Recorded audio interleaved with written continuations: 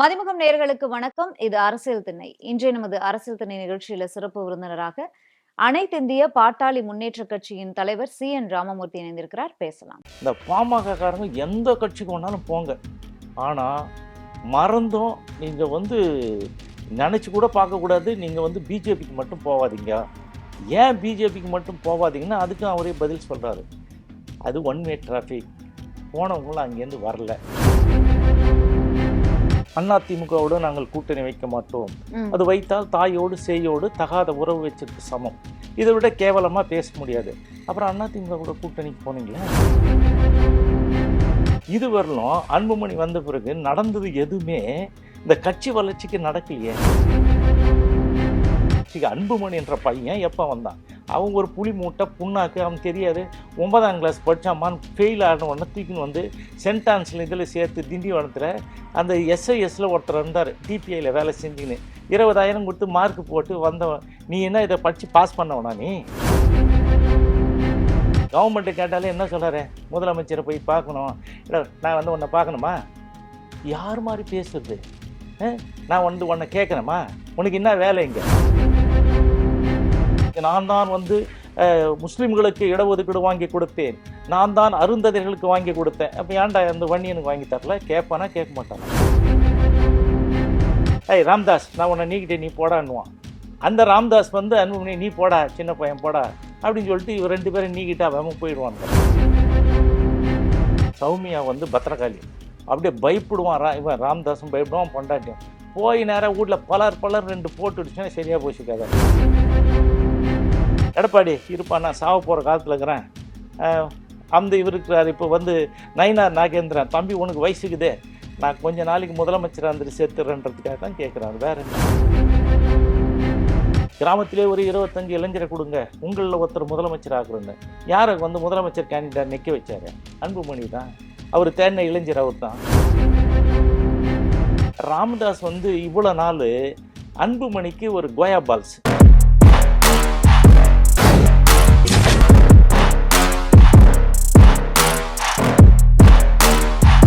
அரசியல் திணை நிகழ்ச்சியில் இணைந்தமைக்கு மகிழ்ச்சிங்க சார். பாமகல என்ன நடக்குது? ஏற்கனவே செயற்குழுவில் ஒரு வாக்குவாதம் நடந்துச்சு. அது முகுந்தன் அவரை இளைஞர் அணி தலைவராக நியமிக்கும் போது அங்கே மறுப்பு தெரிவித்தார். பனையூரில் நான் ஆஃபீஸ் போட்டிருக்கேன் வாங்கலாம் சொல்லியிருந்தாரு. மீண்டும் திடீர்னு தலைவர் பதவியிலேருந்து நீக்கிட்டு இனிமே நான் உயிரோடு இருக்கும் வரைக்கும் நான் தான் தலைவர் அப்படின்னு ராமதாஸ் அவர்கள் அறிவிச்சிருக்காங்க. என்ன நடக்குது தந்தைக்கும்? அதாவது 2 பேருக்கும் பிரச்சனை என்னன்னு கேட்டிங்கன்னா, அன்புமணி நான் ஜெயிலுக்கு போகக்கூடாது, நான் நல்லா இருக்கணும், நான் ஏற்கனவே இந்த ஊழலெல்லாம் மாட்டிக்கிட்டு முழிச்சிட்டு இருக்கேன், இதுக்கு யாருன்னா பிஜேபி தான் என்னை காப்பாற்றணும். இப்போ ஏற்கனவே பாட்டியாலா கோர்ட்டு படிக்கட்டு ஏறி இறங்கிட்டு இருக்கார். தெரியும் எதற்காக? அது மருத்துவக் கல்லூரி உரிமம் வழங்கியது. அதுக்கப்புறம் போஸ்ட் கிராஜுவேட் அந்த படிப்புக்கு திரும்ப அவர் சாங்ஷன் பண்ணது. அதுக்கு அடுத்தது இவர் சுகாதாரத்துறை அமைச்சராக இருக்கும் பொழுது எய்ம்ஸ் இருக்கு இல்லைங்களா கல்லூரி, அதனுடைய செயலாளர் இருந்தார் இல்லைங்களா கேதன் தேசாய். அந்த கேதன் தேசாய் வீட்டில் ரைடு விடும்போது இந்தியாவிலே இதுவரையில எடுக்காத அளவுக்கு 1600 கோடி ரூபாய் எடுத்தாங்க. உங்களுக்கு தெரியும். அந்த 1600 கோடி ரூபாயை கவுண்டிங் மிஷின் வச்சு எண்ண முடியலன்னு பக்கத்தில் இருக்கிற 3 மாவட்டத்திலேருந்து போஸ்ட் ஆஃபீஸில் வேலை செய்கிறவங்களை எடுத்துகிட்டு அதை எண்ணி பண்டல் போட்டு எடுத்துகிட்டு போனாங்க. அது அடுத்தது ஒரு வீட்டில் இதுவரையிலும் வரலாற்றிலே இல்லை, ஒரு ஏர்போர்ட்டில் இல்லை வேறு எங்கே மடக்கி போச்சா 10 கிலோ தங்கம் கண்டுபிடிச்சிட்டு வந்தவங்க. இது 7000 கிலோ 7 டன் தங்கத்தை லாரியில் ஏற்றி எடுத்துகிட்டு போனாங்க. இந்த வழக்கெல்லாம் அன்புமணி பேரில் இருக்குது. இந்த வழக்குக்கு பாட்டியாலா கோர்ட்டில் நடக்குது. இவங்க பிஜேபி அந்த வழக்குகளை அப்படியே வச்சுருக்காங்க. கோர்ட் ஃப்ரீசரில் போட்ட மாதிரி அப்படியே விட்டாங்க. அவங்க இனிஷியேட் பண்ணி விட்டாங்கன்னா இடி என்ஃபோர்ஸ்மெண்ட் டைரக்டரேட் ஆஃப் என்ஃபோர்ஸ்மெண்ட் நின்றுடும் வீட்டில். எல்லாத்தையும் என்ன பண்ணணும், பிடிச்சின்னு போய் உடனே ஜெயிலில் தான் போடுவாங்க. இதுலேருந்து நான் தப்பிச்சுக்கிறதுக்காக தான் ஒரு இந்த வேலையெல்லாம் தகுடுத்த வேலையெல்லாம் பண்ணுறாங்க. ஸோ இது உங்களுக்கு தெரியும் போனதே என்னாச்சு. சட்டமன்ற தேர்தலில் 9 மணி வரலும் 11 மணி வரலும் பேசுகிறாங்க. அதிமுக கூட வாங்க வேண்டியதெல்லாம் வாங்கிட்டாங்க. ஆனால் காலையில் 4 மணிக்கு தைலாவரத்தை கூட்டின்னு போயிட்டு அங்கே ஒப்பந்தத்தில் கையெழுத்து போட்டு மாறிக்கிட்டாங்க. எது கூட? பிஜேபி கூட. ராமதாஸ் வந்து பிஜேபி பற்றி என்னெல்லாம் கமெண்ட் அடிச்சிருக்காரு, நிறைய சொல்லியிருக்காரு. பிஜேபி அது ஒரு கட்சியா? ஏதாவது நிர்வாக திறமைக்கு என்ன மார்க் போடுறது? நீங்கள் தான் எல்லாத்துக்கும் மார்க் போடுங்களே சொல்லுங்கன்னதுக்கு, பூஜ்ஜியத்துக்கு கீழே ஏதாவது மார்க் இருந்தால் சொல்லுங்கப்பா போடுறேன்னாரு. கரெக்டுங்களா? அடுத்தது இந்த பாமகக்காரங்க எந்த கட்சிக்கு வேணாலும் போங்க, ஆனால் மறந்தும் நீங்கள் வந்து நினச்சி கூட பார்க்கக்கூடாது, நீங்கள் வந்து பிஜேபிக்கு மட்டும் போகாதீங்க. ஏன் பிஜேபிக்கு மட்டும் போகாதீங்கன்னா அதுக்கும் அவரே பதில் சொல்கிறாரு. அது ஒன் வே டிராஃபிக். போனவங்களாம் அங்கேருந்து வரல, இந்த கட்சிக்கு வரல, மீதி கட்சிக்கு போனவங்களாம் வந்தாங்க, அதனால் அதுக்கு போகக்கூடாது. இந்த மாதிரிலாம் நிறைய கமெண்ட் எல்லாம் சொல்கிறாங்க. அரசியல் இதெல்லாம் சகஜம் தானே சார். நேற்றைக்கு கூட்டணி அதிமுக, பாஜக அமைச்சிருக்காங்க. அவங்க இல்லை அரசியலை பேசிக்க பேச்ச. நான் வந்து கரெக்டு நீங்கள் சொல்கிறது. அரசியல் எங்கள் கூட்டணி அங்கே கூட்டணி நீ பச்சுவந்தி மாதிரி மாறி போகிறது கூட தப்பு கிடையாது. ஆனால் நீங்கள் ஒரு கூட்டணியில் வரும்பொழுது எதிர்க்கட்சி விமர்சனம்னு ஒன்று இருக்குதுல்ல, இதுவரையில் இருந்த கட்சியை இப்போ வந்து என்ன சொன்னீங்க? அதிமுகவோடு நாங்கள் கூட்டணி வைக்க மாட்டோம், அது வைத்தால் தாயோடு சேயோடு தகாத உறவு வச்சதுக்கு சமம், இதை விட கேவலமாக பேச முடியாது. அப்புறம் அதிமுக கூட கூட்டணிக்கு போனீங்களே, நான் அதை தான் கேட்குறேன். நீங்கள் வந்து கூட்டணி போகிறத பற்றியோ மாற்றத்தை பற்றியோ இல்லை. அப்புறம் திமுகவோட கூட்டணி, திமுக என்ன சொன்னீங்க? பெரிய அண்ணன் கோவணத்தை அவுக்கிறதுக்கு முன்னாடி ஓடியாந்துட்டேன். அவர் என்ன தீட்டி அனுப்புனார்? போக்கிடமற்றவர்கள், அனாமதை பேர் வழி, போயிட்டு வான்னு அனுப்புனேன்னு சொன்னார் கருணாநிதி. ஸோ இந்த மாதிரி தேவையில்லாத இந்த சமுதாயத்தை இப்போ பேசுறதுனால என்னமோ சமுதாயமே ராமதாஸ் பின்னாடிக்கிற மாதிரி மக்கள் வந்து தப்பாக நினைக்கிறாங்க வன்னியர்களை. அரசியல் இதுலேயும் சரி, மற்ற இடத்துலையும் பொது வெளியிலையும் இவனுடைய பேச்சு தானே இந்த மாதிரி இருக்குது, அதுதானே நம்ம சொல்கிறோம். நீ ஏன் அந்த மாதிரி பேசுகிற? இப்போ ராமதாஸ் வந்து இது பண்ணுறார், சத்தியம் நிறைய சத்தியம் பண்ணாரு. 3 சத்தியம் பண்ணாரு. 5 சத்தியமா? உங்களுக்கு தெரியாது 5 சத்தியம். எந்த காலத்திலையும் எப்பொழுதும் சங்கத்திலோ கட்சியிலோ பதவி ஏற்க மாட்டேன். நான் போய் செயலர், எனக்கு தெரியுமே. அவர் வந்து நாங்கெல்லாம் பேசி கூட்டத்தெல்லாம் கூட்டினா இப்படி ஒரு கையை வச்சுக்கின்னு ஒன்னா சத்தியம் பண்ண வராங்க. குடும்பத்துல இருந்து யாரும் மகனோ மகளோ வாரிசுக்கு வரமாட்டாங்க. அப்ப அதுதான் கேட்டேன், மகனோ மகளோன்னா அன்புமணி யாரு, டிஎன்ஏ டெஸ்டுன்னு அந்த காலத்துல இருந்து கேட்டுதான் தகராறு.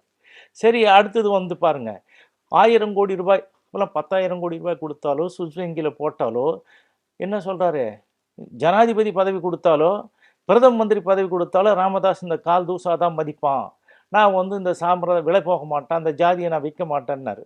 அப்புறம் அடுத்தது இன்னொன்று, கடைசியாக நான் வந்து இந்த சத்தியங்கள்லாம் மீறின போனேன்னா என்ன முச்சந்தியில் நிப்பாட்டி சாட்டியால் அடிங்க சவுக்கியால் அடிங்கன்னு சொன்னார். இதெல்லாம் சத்தியம் எல்லாம் அவங்க அம்மா மேலே சொன்ன சத்தியம், 5 சத்தியம். இதெல்லாம் பண்ணிட்டு ஒன்றே ஒன்று சொன்னார். இப்போ நான் முதலமைச்சராக அவர் ஆகலை, இப்போ ஒரு முதலமைச்சர் ஆகிறதுக்கு முடிவு பண்ணிட்டார். நான் சொல்லிட்டேன், இதுவரையிலும் கட்சி தலைவராக இல்லை, கட்சிக்கு வந்து என்ன சொல்லிட்டாரு, நிறுவனர். நிறுவனரே சொன்ன, நிறுவனருக்குன்னு என்ன பதவி? அவர் நிறுவும் போது இருந்திருக்கணும். இப்போ ஒரு அமைப்பு ஏற்படும் போது இருக்கணும். சங்கத்துக்கு நிறுவனர், நீ நிறுவனர் சங்கத்துக்கு. உனக்கு 86ல் உன் பொண்ணு கல்யாணத்தும் போது இவர் வீரமணி இருக்கிறார்ல, தீகா வீரமணி, அவர் தலைமையில் கல்யாணம். அந்த பொண்ணு ஸ்கூல் படிச்சுன்னு இருந்தது. இவங்க வந்து மனித பெண் உரிமை பற்றி பேசுவானுங்க. அந்த பொண்ணு கொண்டு போய் அவங்க பரசுராமன் திருமணம் முடிச்சு கொடுக்குறாங்க. இன்னும் வயசு அப்போ எப்படி நீ கல்யாணம் பண்ண? அந்த கல்யாண பத்திரிக்கையில் நீ வேண்டிய ஆளுக்கு கொடுக்கறதுக்கு 86ல் நிறுவனர்னு போட்ட. அது தவிர்த்து என்னைக்காவது உன் பேர் நிறுவனர்னு இதில் வந்திருக்குதா முன்னாடி? இல்லை. அதுக்கப்புறம் வந்துதா? இல்லை. ஸோ இந்த மாதிரி ஒன்று ஒன்றா ஏமாத்துறது. இப்போ பாட்டாளி கட்சி, அது வந்து ஏகே நடராசன் வச்சுருந்தார். அவரை அடிச்சு பிடிச்சி அவர் தூக்கி போட்டு உடச்சி காலை உடச்சி சாவரவரில் நொண்டியாக இருந்து செத்து போயிட்டார். அவர் வந்து 1 இயர் குருன்னே சொல்லுவாங்க. அவர்கிட்ட இந்த பாட்டாளி கட்சி தான் பாட்டாளி மக்கள் கட்சி. தீரன் ஒருத்தர் இருந்தார், அவர் பேர் ராஜேந்திரன். அந்த தீரனுடைய மருமகன் சீனிவாசராவ், அவர் வச்சிருந்து தான் பசுமை தாயகம். அந்த பசுமை தாயகத்தை அவனை கூப்பிட்டு இது பண்ணி அவனை வச்சு துரத்தி விட்டு பசுமை தாயகம் அன்புமணிக்கு வந்து இப்போ அன்புமணிலேருந்து சௌமியாவுக்கு வந்திருக்கு. ஸோ இந்த மாதிரி பிடுங்கப்பட்ட தான் எல்லாருக்கிட்டேயும் தான். வேறு ஏதாவது அவங்க வச்சுருக்கிறாங்கன்னு சொல்லுங்கள், எல்லாம் இப்படி வந்தது தான். ஸோ இவர் வந்து என்னென்னா, இந்த சமுதாயத்தின் பேரை சொல்லி இந்த கூலிப்படையை வச்சுக்கிட்டு எல்லாரையும் அடிக்கிறது போகிறது வர்றது அப்படின்னு. இப்போ கூட நீங்கள் பேட்டி எடுக்கிறீங்க, அவர் என்ன பேட்டி இதுவே போட்டார். இவர் என்னுடைய முதல்ல எனக்கு போட்டார், இவருடைய கார் இது, இவருடைய நம்பர் இது, உலக நாடுகளில் இருக்கவங்களாம் இவரோட அன்பாக பேசுங்க. அதுக்கப்புறம் இந்த காரை எங்கே பார்த்தாலும் அடிங்க, உடதிங்க, முகத்தை சிதையுங்க, பேட்டி எடுக்கிறவங்க முகத்தையும் சிதைக்கணும்னாங்க. இவனுக்கு என்னன்னா, பேட்டி எடுக்கிற நிருபர் வேற ஒரு பையனை போட்டு அடிச்சு மூஞ்சி கிஞ்சிலாம் கிழிச்சிட்டாங்க. அதுவும் நம்ம லேமினேட்டட் இதெல்லாம் வச்சிருக்கிறேன். ம். வேண்டாம் நான் உங்களுக்கு ஸோ இந்த மாதிரி ஏதாவது வன்முறை சொல்லிட்டு தான் பண்ணுவாங்க. இப்போ இப்போ என்ன நடந்தது? ராமதாஸ் வந்து இப்போ எதுக்கு வந்து அமித்ஷா வரும்போது அவர் பதவியை புடுங்குறாங்க? ஏற்கனவே அன்புமணிக்கு தலைவர் பதவி குடுத்தாங்க. ம். ஒரு கௌரவ தலைவர். இதுவரையிலும் அன்புமணி வந்த பிறகு நடந்தது எதுவுமே இந்த கட்சி வளர்ச்சிக்கு நடக்கலையே. ம். இப்போ தமிழ் குமரன் காரணங்கள இல்ல, இல்ல, உடனே சொல்ல முடியாது. நான் சொல்றேன் அப்டின்ட்டு இருக்காரு. இல்ல, இல்ல, தமிழ் குமரன் இவருடைய ம். கோகாமணி, ஜி.கே. மணி தான் கோகாமணி. கோகாமணி பையனுக்கு இந்த லைக்கால இருக்கிறார்ல, அந்த இவரு தமிழ் குமரனுக்கு வந்து இளைஞரணி தலைவர் ஏதோ வாங்குறாங்க. ம். கோடிக்கணக்குல வாங்கிட்டு குடுத்தாங்க. குடுத்துட்டு அவனையும் தொரத்தி விட்டாங்க. இளைஞரணி யாருக்கும் குடுக்கக்கூடாது அப்படின்னு. யார் இதுவும் அறிவிச்சது? ராமதாஸு. அவரே கொண்டு வந்து சரண்டர் பண்ணிட்டு போயிட்டான். ஒரு பதவி குடுத்தத சரண்டர். அடுத்தது வந்து இந்த முகுந்தன். முகுந்தன் யாருன்னா, காந்தி. ஸ்ரீகாந்தின்னு சொல்லுவான். இவனுடைய அக்கா. அக்காவுக்கு 3 பசங்க. 3 பசங்கள்ல 2 பேர் டாக்டர். அது இது பண்ணிட்டான். இவரே ஒரு பொண்ணையும் குடுத்துருக்கான். 2வது அந்த 3வது பையன் வந்து முகுந்தன்றவன் இருக்கிறான். அவனுக்கு தான் வந்து இவங்க வந்து அ இது குடுக்கணும். இளைஞரணி தான். இளைஞரணி குடுக்கணும்னு அவர் பாட்டுக்கு சொல்றாரு, கேட்கிறாரு. ஏன் அவனுக்கு இளைஞரணி குடுக்கணும்னு எல்லாரும் முடிவு பண்றாங்கன்னா, சுசீலா அப்படின்னு ஒருத்தவங்க இருக்காங்க. அவருக்கு வந்து ஒரு மனைவி எல்லாருக்கும் தெரியும்.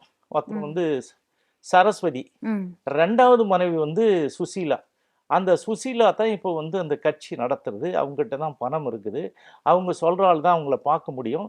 இந்த ம். சுசீலாவும் திண்டிவனத்திலே இருக்கிறதுனால, சுசீலா, இந்த ஸ்ரீகாந்தி, அப்புறம் வந்து ராம்தாஸு, இந்த பையன் இருக்க முகுந்தன்.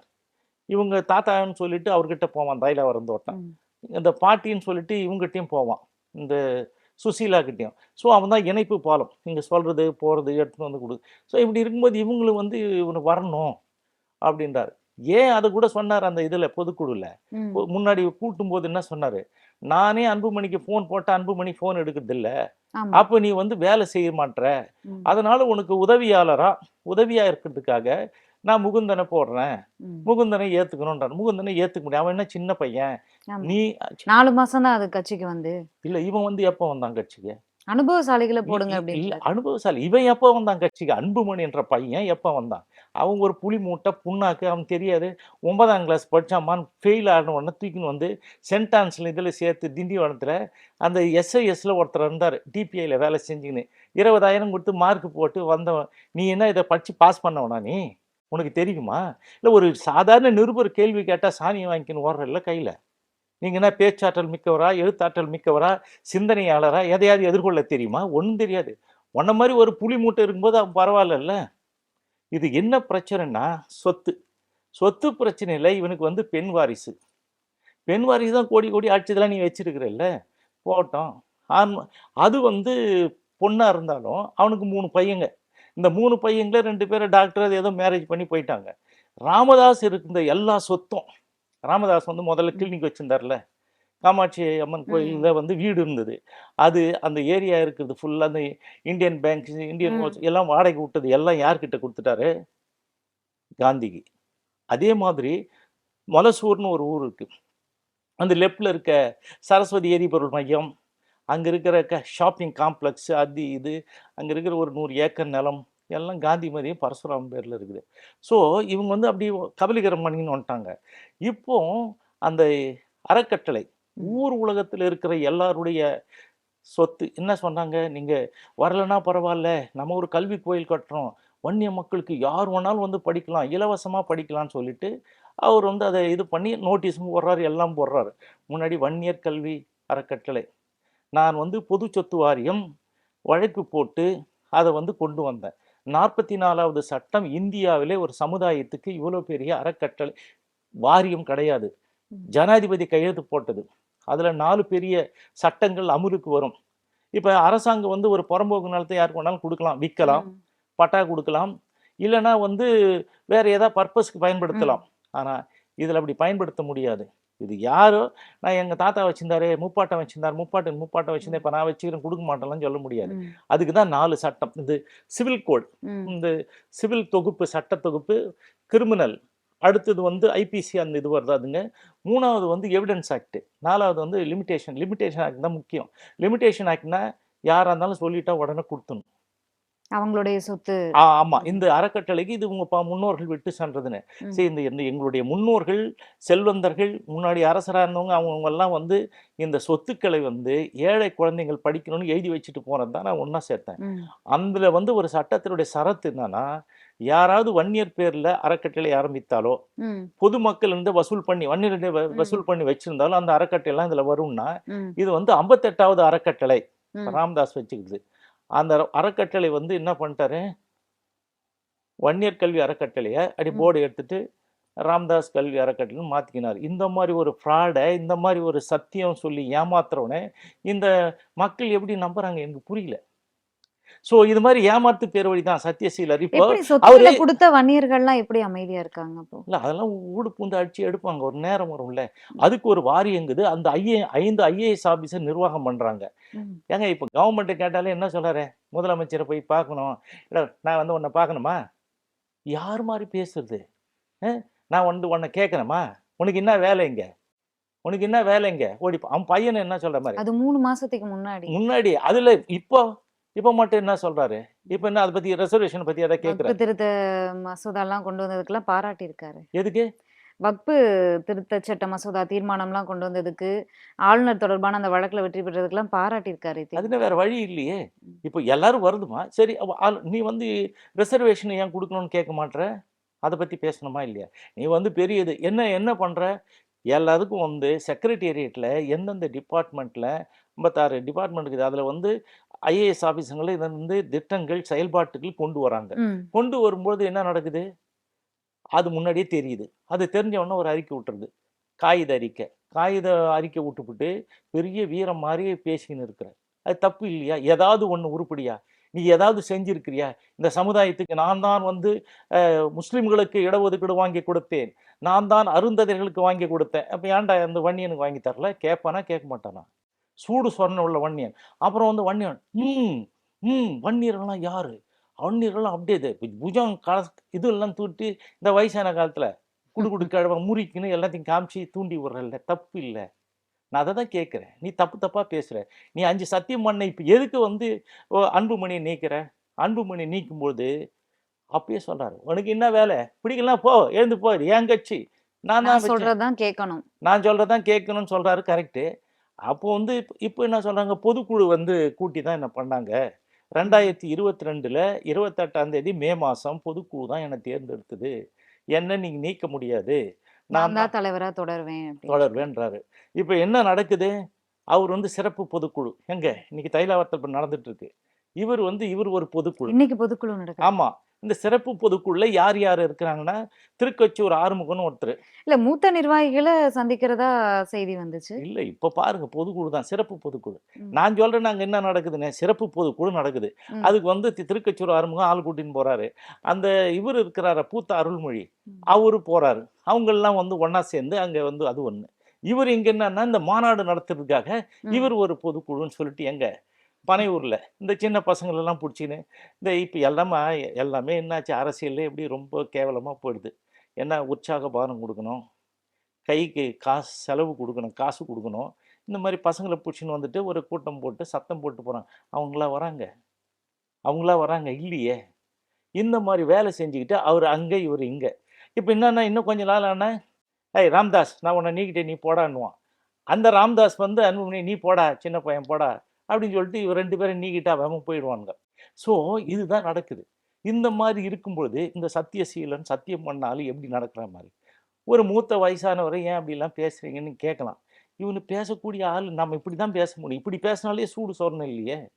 ஏன் இப்போ வேணான்றார்? நாடாளுமன்ற தேர்தல் நேரத்துல வீட்டுக்கு வந்தாங்க. காலை விருந்து பரிமாறி அமர்ந்து ஏம்மா உணவு முதல்ல உண்டாங்க. 2 பேர்கிட்ட காசு வாங்கிட்டீங்க. இங்க வந்து அண்ணா திமுகல வாங்குனீங்களா? இப்ப அதுக்கு பதில் சொல்ல வேணாம். அது வாங்குனவன் யாரு? ராமதாஸ் தானே வாங்குன மாரி.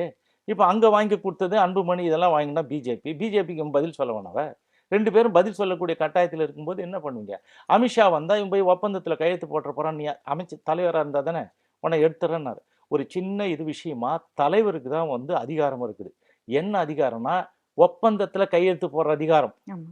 இதுக்கு முன்னாடி கோகாமணி இருந்தார். கோகாமணி கையெழுத்து போட்டு உக்காந்துருப்பார். அவரை கேளு, ஐயா நான் 8வது படிச்சாயி என்ன வந்து அவர் செருப்புல இருக்கிற ஒட்டிக்கிற தூசு கூட சமயம் இல்லாதனால என்னை வந்து அழகு பார்த்தாரு அப்படின்னு சொல்லிட்டு பேசிட்டு கையெழுத்து போட்டு ஏதோ பொழப்பு நடத்தி 8ஆம் கிளாஸ் வாத்தியார் இன்னைக்கு 1000 10,000 கோடி சொத்து வச்சிருக்கிறார்.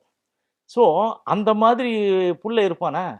புள்ளன் இல்ல. இவங்க இந்த மாதிரி பிரச்சனையா இருக்குது கையெழுத்து போடணும்னா, அதுல வந்து யார் யார் கேண்டிடேட் நிக்கிறாங்கன்னு இருக்குல்ல, அந்த கேண்டிடேட் யாரு? இவங்க கையெழுத்து போட்டு குடுத்தா தான் கேண்டிடேட். ம். இவங்க கையெழுத்து போட்டு குடுத்தா தான் வந்து சிம்பல் கிடைக்கும். ம். அப்பதான் அவங்க நிக்க முடியும். கூட்டணியில இவங்க தான் தலைவர் தான் கையெழுத்து போட முடியும். இப்ப புரியுதுங்களா? ஏன்னு சொல்லிட்டு, ஈகோ இவர் வந்து செயல்பட இது ஏற்கனவே தின் அட்டெண்டன்ஸ். இந்தியாவிலேயே கேவலமா பாராளுமன்றத்துக்கு, ராஜ்யசபாவுக்கு போன ஒரு ஆள் யாரு? லிஸ்ட்டே போடுறான்ல. மயக்கம் வருதுல்ல. இவர கேளு. இவர மாரி யாரும் ஓடி ஓடி உழைக்கிறவங்க கிடையாது. 6 நாள் போயிருக்காரு. 6 நாள் போயிருக்கிறாரு. அப்ப அவர என்ன சொல்லுங்க ஒரு நீங்க ஏதோ போயிருக்கிறார். அப்படியாப்பட்டவர் வந்து செயல்படாதவன செயல் தலைவர்ன்ற உனக்கே நியாயமாகுதா? அவங்க பேசுறத தாண்டி, சௌமியா அன்புமணி, அன்புமணி ராமதாஸ் இருவருமே எல்லா முடிவுகளையும் எடுத்துக்கிறாங்க கட்சிக்குள்ள. எதையுமே ராமதாஸ் அவர்கள் கிட்ட கலந்து ஆலோசிப்பது இல்ல. எந்த ஏங்க தகவலும் குடுப்பறதே இல்ல. ராம்தாஸ்லாம் ஒரு ஆள் அவங்களுக்கு. பாருங்க சௌமியா வந்து பத்திரகாளி. அப்படியே பயப்படுவான். இவன் ராம்தாஸும் பயப்படுவான், பொண்டாட்டியும். போய் நேரா வீட்ல பலர் பலர் 2 போட்டு அடிச்சுன்னா சரியா போச்சு கதை. நான் சொல்றத கேளு. உங்க வீட்டுக்காரன ஒழுங்கா இருக்க சொல்லி ஏன் இந்த மாதிரிலாம் பண்ணிட்டு இருக்க மாதிரி? நாங்க வளரணும், நாங்க தான் மேல வரணும். இப்ப என்ன இருக்குது உனக்கு?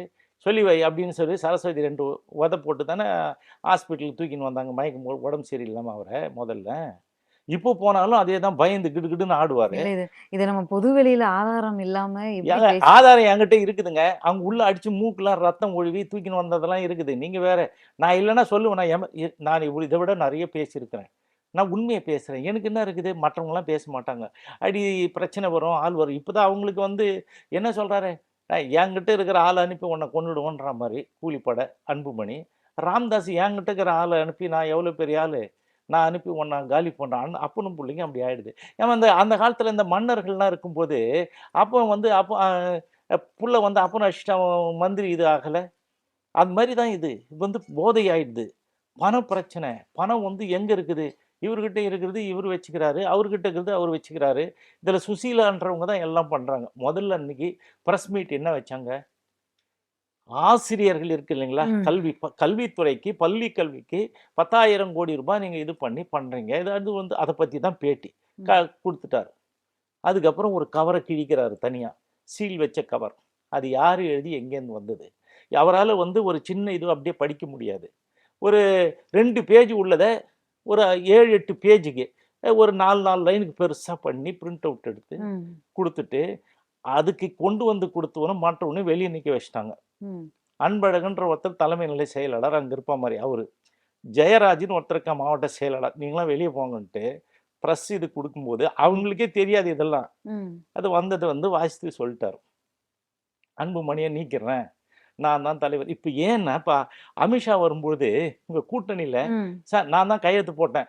நான் மூத்த தலைவர். எனக்கு ஒரு சீட்டு குடுங்கன்னு சொல்லிட்டு, எல்லாம் நின்னு ஜெயிச்ச பிறகு என்ன சொல்லுவாரு? எடப்பாடி இருப்பா நான் சாவ போற காலத்துல இருக்கிறேன். அ அந்த இவரு இருக்கிறாரு. இப்ப வந்து நயினார் நாகேந்திரன், தம்பி உனக்கு வயசுக்குதே.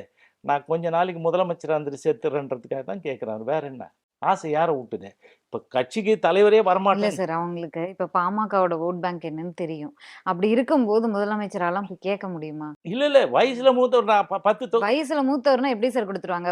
அந்த நீ கட்சியோடைய ஏன் வோட் பேங்க் என்ன? அத பார்த்து தானே முடிவு அதெல்லாம் பண்ணுவாங்க. யார் சொன்னது? அதிமுக ஒரு மாபெரும் கட்சியா இருக்கு. இன்னைக்கு நீங்க வோட் பேங்க் குறைஞ்சிருக்கலாம். அதுக்காக அந்த ஏங்க கட்சிய விட்டுட்டு நீங்க இறக்கிட்டு நீங்க இவர உட்கார வச்சிட முடியுமா இந்த முதலமைச்சரா? எடப்பாடி வந்து மும்முன்னா வந்து அவன் கால்ல விடாதால ராமதாஸ் கால்ல எத்தனை தடவை விழுந்திருக்கா மாதிரி அவன் பொண்டாட்டி அவனும் போய் சேரு. இப்ப எடப்பாடி அவர்கள் இப்ப எப்படி இப்ப இருக்காரு? என்ன இப்ப மட்டும் என்ன நீங்க வந்து வெளியில வந்து இந்த ஓட்டு இருக்கிறதெல்லாம் வேற, தனிப்பட்ட முறையில் இருக்கிறதெல்லாம் வேற. சரி ம். இப்போ வந்து அவரு எதுக்கு போனாரு பிஜேபிக்கு? எதுக்கு பிஜேபி இல்ல இவரு போனாரு? அதாவது இவங்க கட்சிகள்ல நடக்கிற மாரி அதிமுகல அப்படி முடிவெடுத்துற முடியாது. எல்லாமே சட்ட சிக்கல்ல போய் இரட்டை இலை சின்னமே இன்னைக்கு தேர்தல் ஆணையத்துல அது இருக்கு. Correct correct. அப்படிங்கும்போது எடப்பாடி அவர்கள் தன்னிச்சையா செயல்பட முடியாது. இப்ப நான் சொல்ல ம். வந்தது என்னன்னா, நீங்க 3 பேரும் நெறைய இருக்குது தம்பி. இல்ல. ம். இது வரல. பிஜேபி நடந்த மாநிலங்கள்ல ம். ஒரு சின்ன மாநில கட்சிய கூட்டு வந்து கூட்டணி வச்சு, அவங்க கூட ஜெயிச்சு, அவங்கள முதலமைச்சர் ஆக்கிட்டு, அப்புறம் கட்சிய ஒண்ணா சேர்த்து மெர்ஜ் பண்ணிறாங்க. அந்த மாதிரி வேலை தான் நடக்கும். நான் உன் கட்சியை கூட சேர்த்துறேன், எனக்கு ஒன்றும் இல்லை, நான் சாவ போகிற காலத்தில் முதலமைச்சராக இருந்து சாவறேன், பட்டியலில் நானும் வரணும். அவர் முதல்ல சொல்லுவார், கிராமத்திலே ஒரு 25 இளைஞரை கொடுங்க, உங்களில் ஒருத்தர் முதலமைச்சர் ஆகுறேன்னு. யாரை வந்து முதலமைச்சர் கேண்டிடேட் நிற்க வச்சாரு? அன்புமணி தான். அவர் தேர்ந்த இளைஞர் அவர் தான். ஸோ 2016 நடந்தது. ஸோ இது மாதிரி வந்து முன்னுக்கு ஏன் நீங்க பேசுறீங்க அப்படிலாம்? இப்போ அவர் நீக்குவாருன்னு நினைச்சிங்களா? இல்லை வந்து சௌமியா எதிர்கொள்ள முடியுமா அவங்களால? இங்கே வச்சிருக்கான், வீடு வாங்கியிருக்கான், என்னங்க எவனும் வேலைக்கே போனது இல்லைங்க. இந்த அன்புமணி வந்து என்ன பண்ண, எம்பிபிஎஸ் முடிச்சிட்ட உடனே நல்லாம்ன்ற ஊர் பெருமுக்கல் பக்கத்தில், அப்போ அவன் முடிச்ச உடனே எம்பிபிஎஸ் முடிச்ச உடனே எவ்வளோ ரூபாய்? 800 ரூபாய்க்கு அங்கே வேலைக்கு பார்த்த மாதிரி. அந்த பெருமுக்கல் இருக்க ஜல்லி உடைக்கிற இதுலேருந்து அடிபட்டு வந்தவங்களுக்கு டிங்சர் ஓட்டுறது, அது கூட யாராவது வச்சு இதுதான். இப்படியாப்பட்ட ஆளுக்கு வந்து இன்னும் நீ வேலை பார்த்த, இன்னும் பிஸ்னஸ் பண்ண, இத்தனை கோடி வச்சிருக்கிற. ராம்தாஸ் அதை விட இன்னும் அக்கப்போர். 78 வரலும் 1 சென்ட் நிலம் கிடையாது. இந்த காந்தியும் சரி, அந்த அன்புமணி, கவிதாலாம் எங்கள் வாடகை வீட்டில் பிறந்தவங்க தானுங்க. அவங்க வந்து இன்னைக்கு இப்படி வச்சிருக்கிறாங்க. நீ என்ன வேலை பார்த்தேன்? அவர் ஒரு இதில் கொடுத்தார், 1.5 ஏக்கர் வச்சுருந்தேன், அது ஒரு லீஸுக்கு வாங்கி பயிர் வச்சேன், தேக்கு மரம் 3 வருஷத்தில் 25 லட்சம் அந்த காலத்தில் வந்து தான். இதெல்லாம் நம்ம கேட்குறோம், சொல்கிறோம். ஸோ இந்த மாதிரி வந்து ராமதாஸ் வந்து இவ்வளோ நாள் அன்புமணிக்கு ஒரு கோயா பால்ஸ். அன்புமணி மாதிரி யாரும் கிடையாது, இவரோட பேசி ஜெயிக்க முடியுமா? மோஸ்ட் இன்எஃபிஷியன்ட் ஃபெலோ யார்? ஸ்டாலின். அவர்கிட்ட போய் பேச முடியுமா? அவரும் உடனே ஒரு அப்பன்னு சொல்லிட்டு முத்தமிழ் மன்றத்தில் போய் உக்காந்துன்னு சேரை போட்டு பத்திரிகையாளர்களை எதிர்பார்த்துக்கிட்டு, நான் வெயிட் பண்ணுறேன், இங்கே யாரும் பேச வர மாட்டாங்க, எங்கட பேச முடியுமா? செங்கோட்டையை நீ பேச முடியுமா அப்படின்னா, அவர் செங்கோட்டையை மைக்கு கொடுக்கும்போது என்ன சொல்லிட்டார்? அப்போ அன்புமணி மேலே நிறைய கேஸ் இருக்குது, அந்த தம்பி அந்த கேஸ்லாம் முடிச்சுட்டு வரட்டும், நான் வந்து நேராக பேசுகிறேன் அப்படின்னு. அப்படி அதோட கப்சிப்பு. இவங்க வந்து எது வேணாலும் அழையா விருந்தாளியா இதெல்லாம் சொல்கிறீங்கல்ல, நேராக வந்து மீட்டிங் போட்டு நடக்குது. சிஎம் கான்ஃபரன்ஸ் உள்ளே வர யாரையும் கேட்காம, அழைப்பு இல்லாமல் உள்ளே வந்து கலாட்டா பண்ணுறேன். அன்புமணி பண்ணனா இல்லையா? இங்கேருந்து போகிறீங்க, நான் மட்டும் தனியாக ஒரே ஆள் யார் மோடி கிட்ட போராட்டம் பண்ண, அப்படி அதெல்லாம் சொன்னேன். இது மாதிரி எவனா சிரிப்பாரா? கொஞ்சம் அரசியலில் கொஞ்சம் கூட தெரியாதவங்க கூட, அரசியல் அறிவே இல்லாதவங்க கூட செய்ய மாட்டாங்க. நன்றி சார், நன்றி. உங்களோட நேரத்தை எங்களோட பயந்தமைக்கு மிக்க நன்றி. நன்றி, வணக்கம். இன்றைய நமது அரசியல் திணை நிகழ்ச்சியில சிறப்பு விருந்தினரோடு பல்வேறு கேள்விகளை பகிர்ந்திருந்தோம். மீண்டும் சந்திக்கலாம். நன்றி, வணக்கம்.